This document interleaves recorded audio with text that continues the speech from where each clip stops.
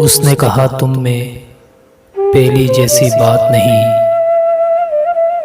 मैंने कहा अब जिंदगी में तेरा साथ नहीं। उसने पूछा क्या अब भी हर किसी की आंखों में डूब जाते हो। मैंने कहा अब किसी और की आंखों में वो बात नहीं। उसने पूछा क्यों इतना टूट कर चाहा मुझे। मैंने कहा इंसान हूँ, मुझ में पत्थरों वाली बात नहीं।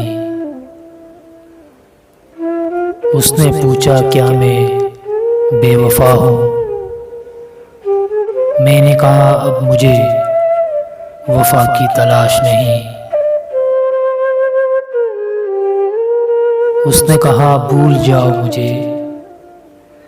मैंने कहा तुम हकीकत हो, कोई ख्वाब नहीं, कोई ख्वाब नहीं, कोई ख्वाब नहीं।